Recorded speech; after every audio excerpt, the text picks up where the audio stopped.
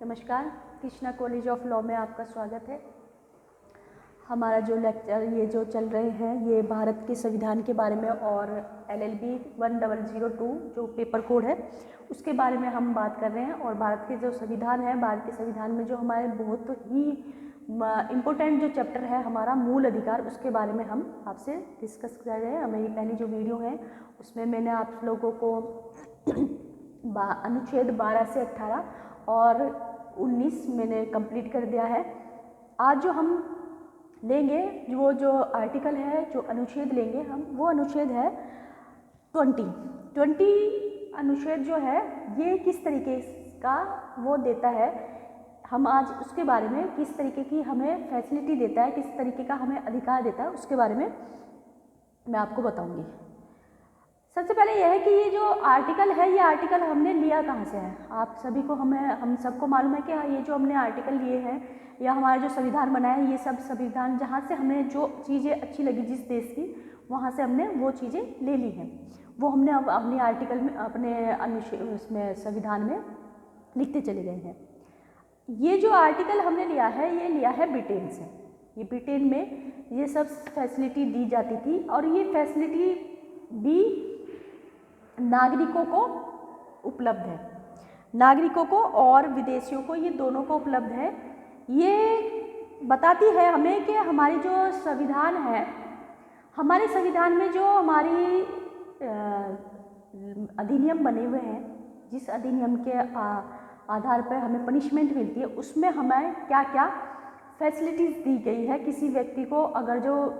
कोई पनिशमेंट मिलती है, तो पनिशमेंट अगर जो दी जा रही है कि क्या वो पनिशमेंट देनी चाहिए थी उसको, और देनी चाहिए तो किस आधार पर देनी चाहिए, और दी जा रही है तो किस कानून के तहत दी जा रही है। क्या वो कानून पारित हो चुका था या नहीं हुआ था, हुआ तो कब हुआ, अपराध से पहले हुआ या अपराध के बाद हुआ, और जो ये जो पनिशमेंट दी जा रही है उसको पनिशमेंट देने के लिए क्या वही व्यक्ति जिसने अपराध किया है, क्या ये वही व्यक्ति है, यही सब देखा जाएगा। और ये देखा जाएगा कि अगर उसको इस बात की पनिशमेंट पहले मिल चुकी है, सज़ा दे दी जा चुकी है, तो क्या वो सज़ा दोबारा तो नहीं दी जा रही है। ये सब का हमें अधिकार, और ये सब हम इस आर्टिकल में पढ़ेंगे, इस अनुच्छेद में पढ़ेंगे कि अगर किसी व्यक्ति के द्वारा कोई किसी तरीके का कोई अपराध किया जा रहा है, तो अपराध किया जा रहा है तो वो अपराध किस तरीके से उसको वो अपना बचाव कर सकता है। अब हम 20 के बारे में पढ़ रहे हैं, आर्टिकल 20। इसका फर्स्ट जो क्लोज है, फर्स्ट क्लोज कहता है धरोहर विधियों की संरक्षकता, यानी कि इसमें यह है कि किसी भी व्यक्ति को दोषी ऐसे नहीं कहा जाएगा कि इस व्यक्ति ने ये अपराध किया है। उसको आरोपी जरूर कह सकते हैं, पर जब तक उस पर वो अपराध जो उसने किया है, वो अपराध जब तक उस पर सिद्ध नहीं होता है, तब तक उस व्यक्ति को आरोपी जरूर कह सकते हैं, बट उसे ये नहीं कह सकते कि इसने ये आदमी जो है इसने ये काम कर चुका है। उसके लिए ट्रायल मामला होगा, ट्रायल चलेगा, वो सब ट्रायल का मांग की जाएगी। अगर जो किसी व्यक्ति के साथ ऐसा किया जाता है कि वो उसको ये भी नहीं बताया जा रहा है कि आपके द्वारा आपको गिरफ्तार किया जा रहा है किसी व्यक्ति को, उसको ये नहीं बताया गया कि किस तरीके की क्यों गिरफ्तारी की गई है, अगर गलती की है तो किस तरीके की गलती की है, अगर जो कोई अपराध किया है तो क्या वो अपराध की श्रेणी में आता है। तो ये सब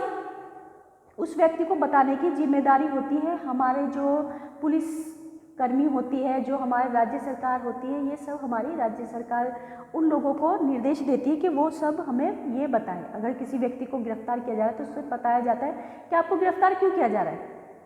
शक के दायरे में है या कोई ऐसे है तो शक के दायरे में हो तब भी। और अगर जो किसी व्यक्ति को गिरफ्तार किया भी जाता है, CRPC हमारी ये कहती है कि अगर जो किसी व्यक्ति को गिरफ्तार किया भी जा रहा है तो उसको पहले ये बताया जाए कि आपको किस अपराध के अंतर्गत उसको आपको गिरफ्तार किया जा रहा है। गिरफ्तार किया जा रहा है तो आपका जो ऑफेंस है, आपका जो अपराध है, क्या वो जमानती है या अजमानती है। जमानती है तो उसको उसके बारे में भी बताया जाता है कि अगर जमानती है, और उसके जो घर के मेंबर जो होते हैं, जो उसके घर के मेंबर में उसके जो कुटुंब के जो मेंबर होते हैं, उसमें उन सब लोगों को बताया जाता है कि आपका जो ये मेंबर है इसको हम इस वजह से इसने ये ऑफेंस किया है, इसने ये अपराध किया है, इस वजह से हम उसको लेके जा रहे हैं। बाकायदा उसकी पहले वो जो अपराधी है उसका मेडिकल होता है, उसको बहुत सी ट्रीटमेंट दी जाती है। उसमें ये है कि ज़रूरी नहीं है कि अगर जो उस व्यक्ति ने अपराध किया तो उसको, ऐसा नहीं है कि उस व्यक्ति को हम ये कहें कि आपने अपराध किया है तो उसको, उसका ये मानवता जो एक ह्यूमन राइट्स है हमारा, वो ह्यूमन राइट्स ख़त्म हो गया, ऐसा नहीं होता है। जो हमारे जो ह्यूमन राइट्स है वो कभी ख़त्म नहीं होता है, भले ही चाहे हम कितना भी बड़ा, कोई व्यक्ति कितना भी बड़ा अपराध कर ले, उसका ह्यूमन राइट्स यानी कि उसके खाने की, पीने की एक जो स्वतंत्रता, एक जो उसका अधिकार होता है, ये उसके अधिकार को ख़त्म नहीं किया जा सकता, चाहे वो क्योंकि ये उसका अधिकार है। अब इसमें फर्स्ट जो मैंने आपको बताया, तो फर्स्ट में यह है कि उस व्यक्ति को अगर जो गिरफ्तार किया जा रहा है तो पहले ये देखा जाता है कि क्या वो जो गिरफ्तार किया जा रहा है उस व्यक्ति को, क्या ऐसी कोई विधि बनी हुई है, क्या ऐसा जो उसने जो अपराध किया है, क्या उस पर कोई अधिनियम आया हुआ है, कोई ऐसी विधि बनी हुई है, गवर्नमेंट ने, हमारी संसद ने क्या ऐसी कोई विधि बनाई हुई है कि इसके अंतर्गत उसने अगर जो अपराध किया है तो वो अपराध उसकी श्रेणी में आ रहा है। अगर आ रहा है तो वो गिरफ्तार किया जाए तो उसको गिरफ्तारी के वो सब फैसिलिटी जो है गिरफ्तारी के बाद की वो सब दी जाएगी, वो सब उसके अधिकार होंगे वो दिए। और अगर ऐसा नहीं है तो उस व्यक्ति को गिरफ्तार नहीं किया जा सकता है, ऐसे किसी व्यक्ति को कोई भी गिरफ्तार नहीं कर सकता है। और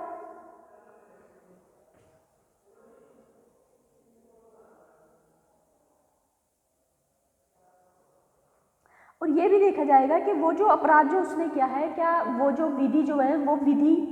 किस वक्त आई है। अब ऐसा है कि एक केस था, उसमें ऐसा हुआ कि उस व्यक्ति को उसके जो न्यायालय था उसको गिरफ्तार किया गया। न्यायालय के गिरफ्तार करने के बाद उसको कम सज़ा के बाद उसको रिलीज़ कर दिया गया। परंतु उसके कुछ दिन बाद एक नया कानून है, उस कानून में ये कहा गया कि ये जो ऑफेंस है, ये जो अपराध है, इस पे अब ज़्यादा सज़ा दी जाएगी। तो जो पिटिशनर थे, जो प्रार्थी थे, जो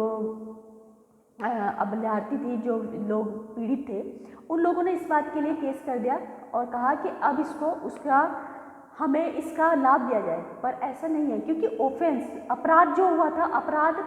पहले हो चुका था और ये जो विधि आई थी, ये विधि बाद में आई थी। तो ऐसा नहीं है, जो विधि जिस दिन से लागू होगी उसी दिन का ही, उसी दिन से ही वो सभी ऑल जो हमारे भारत का जो भारत क्षेत्र है उस पे लागू होगी। वो किसी और पे ऐसे नहीं होगा कि अपराध बाद में किया जाए या अपराध पहले हो और विधि बाद में आए और उस पर उस व्यक्ति को सज़ा सुनाई दी जाए, ऐसा नहीं होता। उसको सिर्फ और सिर्फ उसी ऑफेंस के लिए, उसी गलती की सज़ा दी जाएगी जो उसने की है, किसी दूसरे की नहीं जाएगी। सेकंड इसमें है दोहरे दंड से संरक्षकता। दोहरे दंड से संरक्षकता का मतलब होता है, अगर किसी व्यक्ति को किसी अपराध के लिए सज़ा दे दी गई है तो, और वो अपराध उसने किया था या नहीं किया था, काफ़ी बार ऐसा होता है कि कुछ जगहों पे ऐसे भी हुआ है कि एक दो बार उसको दोहरे दंड की करके ऐसा हुआ कि अपराध कोई भी विधि बाद में आई और उस विधि में सज़ा ज़्यादा हो गई, पर वो सज़ा अपनी काट चुका है और कुछ लोगों ने कहा कि नहीं, इसको दोबारा दी जाए, उसको उसका हो दिया। तो ऐसा हम लोगों को, वो जो प्रार्थी थे उन्होंने कहा कि हमको इसका लाभ दिया जाए। ऐसा नहीं होता है कि क्योंकि वो जो उसकी जो सज़ा थी, वो सज़ा वो काट चुका है, वो दोबारा उसको सज़ा नहीं दी जा सकती, उसको दोबारा सज़ा नहीं दी सकती, क्योंकि उसने वो अपराध किया था, उसको सज़ा मिल गई है, उस अपराध के लिए वो दोबारा दंडित नहीं किया जा सकता। थर्ड है इसका आत्म अभिशासन से संरक्षण। इसका मतलब क्या है कि किसी भी व्यक्ति को, कोई भी व्यक्ति होगा, उसको अपने ही विरुद्ध साक्ष्य देने के लिए, ये नहीं कहा जा सकता, उसको साक्ष्य देने के लिए, अपने ही विरुद्ध साक्ष्य देने के लिए उसको विवश नहीं किया जा सकता, किसी भी तरीके से उसको विवश नहीं किया जा सकता। जैसे हम भारतीय साक्ष्य अधिनियम है, साक्ष्य अधिनियम की 25-26 जो धारा है 25 कहती है कि पुलिस अभिरक्षा में अगर जो किसी ने कोई बयान भी दिया तो वो मान्य नहीं होगा। और 26 जो कहता है, 26 ये कहता है कि उसने जो ये बयान दिया है तो सिर्फ अगर जो उसने बयान दिया है तो सिर्फ वही रिलीवेंट होगा अगर जो कोई तथ्य ऐसा है कि वो उस केस से बहुत मिलता जुलता है वही रिलीवेंट होगा। और 28 और 27 इसका ये कहता है कि किसी भी व्यक्ति को उसको उसके विरुद्ध उसका जो उसने जो साक्ष्य दिया, उसने जो ये बयान दिए हैं, उसने जो स्वीकृति की है या उसने जो पुलिस के सामने जो बयान दिए हैं वो बयान उसके खिलाफ रिलीवेंट ना हो, उसके खिलाफ लागू न की जाए, उसके खिलाफ ना माने जाए। इसी तरीके से हमारे संविधान में भी यही कहा गया है कि किसी व्यक्ति को हम ये नहीं कह सकते कि आपने ये अपराध किया है तो आप हमें लिख के दें कि आपने ये अपराध किया है। उसका अगर मन है, क्योंकि मामला ट्रायल पे होना चाहिए, उसको भी कहने का मौका मिला जाए। यानी कि कहने का मौका ये मतलब क्या है कि एक प्राकृतिक नियम जो है कि दोनों लोगों को अगर उसको भी कहने का मौका, उसको भी अपने पक्ष रखने का मौका दिया जाए। अगर उसको अपना पक्ष रखने का मौका नहीं दिया जाए तो वो हमें कैसे पता चलेगा कि उस व्यक्ति ने जो अपराध किया है उसका आशय था अपराध करने का, या उससे ये जो अपराध कराया गया है हो सकता है उस व्यक्ति से ये अपराध डरा धमका के कराया गया हो, या उसकी परिस्थितियाँ इतनी खराब थी, इतनी दयनीय थी कि जिसकी वजह से उस व्यक्ति से ये अपराध कराया गया है। तो ये सब ट्रायल पे मामला जब हमारा भारतीय दंड संहिता जो है हमारी, उसमें जब हमारे CRPC में जब हमारे मामले चलते हैं तो उसमें पता चलता है कि ये जो मामले जो ट्रायल पे जब मामले तो तब देखा जाता है कि ये परिस्थितियाँ क्या थी उस व्यक्ति के सामने, उसने जो ये अपराध किया है ये अपराध किस परिस्थिति में आके किया है, तो ये देखा जाता है। तो ये है कि उस व्यक्ति को अपने ही खिलाफ किसी भी तरीके का साक्ष्य देने के लिए विवश नहीं किया जा सकता। और अपराध यही जो है मैं जो आपको पढ़ा रही 22 का 3 जो है सबको, इसका जो लाभ मिलेगा उस व्यक्ति को तभी मिलता है जब ये उस व्यक्ति को आरोपी बताया गया हो कि वो आरोप उसने किया है, वो अपराध उसने किया है, या फिर उसके विरुद्ध कोई साक्ष्य देने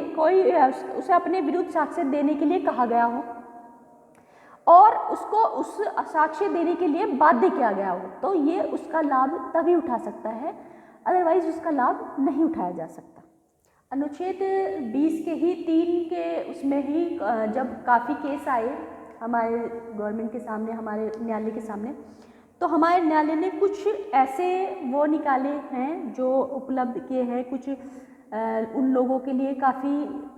सुविधाएं कर दी थी। और वो सुविधाएं क्या थी? सुविधाएं के अभियुक्त की सहमति के बिना कोई ट्रायल डायरेक्टर प्रयोग नहीं किया जाएगा। सेकंड है इसका, यदि अभियुक्त उसकी सहमति देता है और अभियुक्त की सहायता दी जाती है तो डायरेक्टर की शारीरिक, मानसिक और विधिक आश्रय की पुलिस की अभिवक्ता को अभियुक्त को बताना होगा। मजिस्ट्रेट के समक्ष जब उसको प्रस्तुत किया जाता है तो उसकी लिखित में कार्यवाही हो। मजिस्ट्रेट के सामने जब कार्यवाही की जा रही है तो उसका अगर वो चाहता है कि मेरा जो अधिवक्ता उसकी प्रतिनिधित्व करे, यानी कि उस व्यक्ति को एक वो अधिवक्ता दिया जाए, जो उसकी जो रिपोर्ट है, जो पुलिस रिपोर्ट होती है, जो उसकी जो मेडिकल रिपोर्ट है उसको प्रस्तुत किया जाए कि वो जो उसके साथ कोई मार पिटाई तो नहीं की गई है। मार पिटाई जो पुलिस करती है, कुछ ज़बरदस्ती कुछ बातें कहलवाने के लिए कही जाती है कि आप ये बात कहें या आप अपने इस तरीके से सुनवाई के दौरान व्यक्ति से स्पष्ट हो कि उसका कथन स्वीकृत जो उसने जो स्वीकृति की है कि वो जो स्वीकृति है वो जो उसने की है अगर मजिस्ट्रेट के सामने की जाती है तो वो मान्य होती है। और ये भी देखा जाता है, मजिस्ट्रेट बाकायदा उस व्यक्ति से कहता है कि अगर आप ये कहते हैं कि आपने ये अपराध किया है तो आपको इतने साल की सज़ा हो सकती है, और अगर आपने ऐसा किया है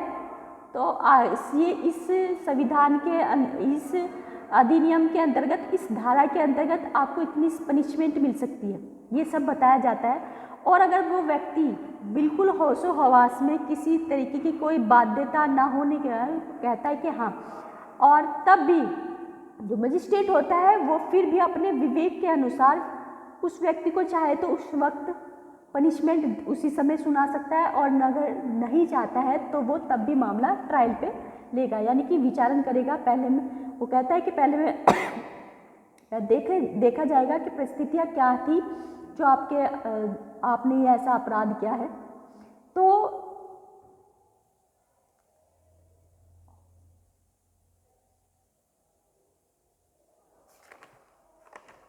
और लास्ट इसमें है कि जो मजिस्ट्रेट है, जो मजिस्ट्रेट अभियुक्त को निरोध की अवधि और पूछताछ की प्रकृति पर भी विचार करेगा। पूछताछ में निरोध की अवधि जो उसको बंद किया गया है तो उसकी अवधि क्या थी, कब आपको बंद किया, उसकी प्रकृति क्या थी, क्या प्रकृति थी कि आपको इस तरीके से किया गया।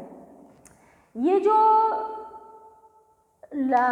हमारा मौलिक अधिकार है,